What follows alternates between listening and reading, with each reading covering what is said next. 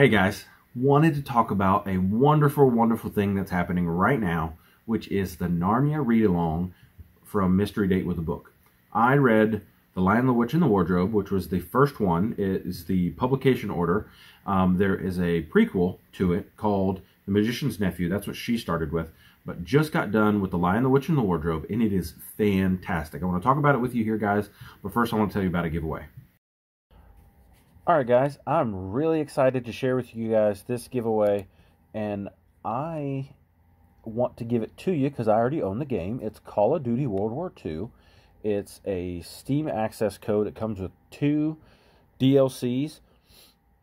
All you have to do is go over to my Discord, which there'll be a link in the description. Go into my Discord and go into the giveaway channel and say, hey, I'd like the giveaway. And I will personal message you, and I'll give you the giveaway off Discord. So really excited for you guys to join me on that.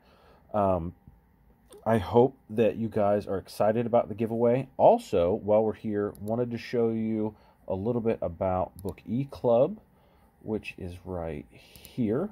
So we log into Book E Club. I started the discussion off. We started yesterday, and it's really cool. We can get in here. I added Dune to the list because that's what we're going to read. Nikki's going to join us on that. She's in here.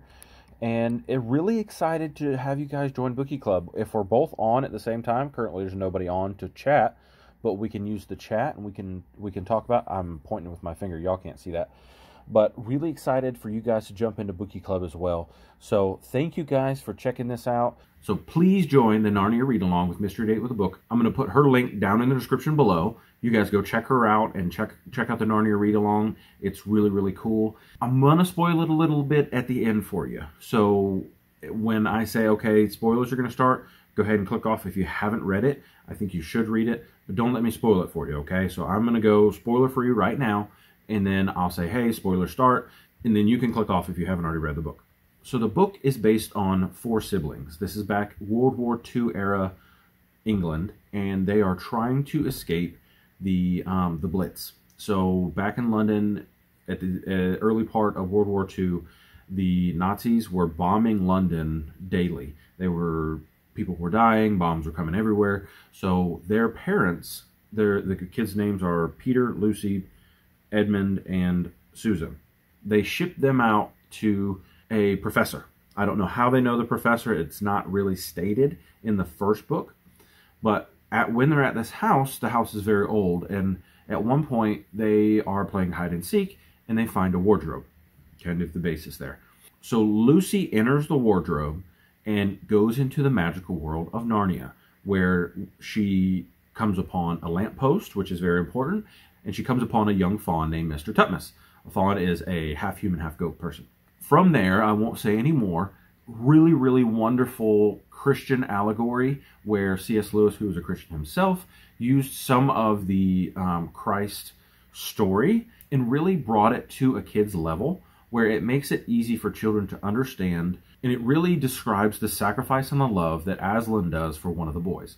And I'm going to spoil it after this because I want to talk about all the things that happened, and I'm really excited to talk about it. I love this book. I loved it when I first read it. I loved it this time, and I'm very excited to talk about it.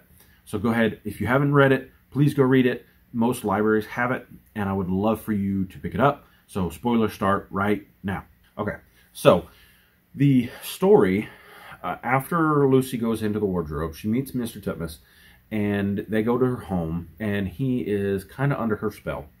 And it's interesting to see the way that, through the Christian allegory that C.S. Lewis uses, and I've read some of C.S. Lewis's nonfiction stuff where he talks about being a Christian, and I think it's beautiful to understand how his faith permeates fantasy. That's one of the things that I wanted to really encompass in this YouTube channel. I really wanted to talk about how faith and fantasy are not 2 different things. They're not a separate entity. A lot of times, very great Christian fantasy writers have created some of the greatest fantasy. You look at Tolkien, who was a Christian. You look at C.S. Lewis. You look at Brandon Sanderson. You look at Brent Weeks. These Christians who write great fantasy. And they play off of Christ's story because it's the greatest story that was ever told, in my opinion. And I know some people, like Daniel Green, hate C.S. Lewis because he sees the Christian allegory too strongly. But it's where he drew inspiration from. And I loved that. I loved the way that C.S. Lewis wanted us Christians to feel fantasy just as much. We didn't have to feel like we were excluded. And I know back in that time, Christianity was a lot more prevalent in England where he lived than it is now. I mean, I visited England not too long ago, and it feels like all the churches are old, but no one goes there anymore. And so, interesting for the thought process there to really distill down to where we in America were given Christianity from Europe, and now a lot of Europe has moved into more of a secular realm, and they don't believe as much in Christianity than we do. And us Americans are considered a little bit more backwards now.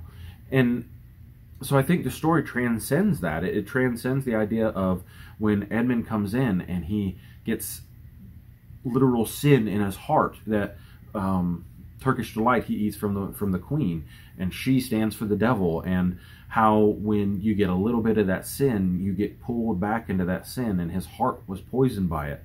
And then Aslan chose to die for him. And then Aslan talked about the old magic, where he says the master, who he's speaking about God, has the even older magic than the devil had, where when you sinned, you were supposed to be given to the devil to be killed, and she wanted Edmund to be killed, but she understood that if she killed Aslan, she thought she would win. But in that, when Aslan sacrificed himself willingly and let himself be debased, the stone table broke and he defeated death. I mean, it made my heart soar. I'm so excited to let my children read these and really give them that sense of wonderful thought. Like my son, he asks the questions. He's, I want him to come to Christianity asking questions, asking the right questions, knowing, hey, this is not just me being fed something from my dad. I don't want him to be based on my faith. I want him to be based on his faith. And my daughter, when she's ready, she's not close like he is yet, but when she's ready, I want her not to say, I'm a Christian because my dad's a Christian. I want them to know that I'm a Christian because I chose it. I didn't gain it. It's not something where I'm, who I am now because of what my dad told me.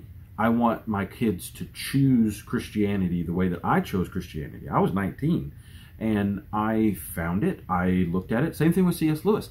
He found Christianity as an adult, and it was through looking. I've always been curious, and it was just so wonderful. The way that the story was told, at certain points I had tears in my eyes. I was loving it. And, you connect with the characters, even though it's a very short book.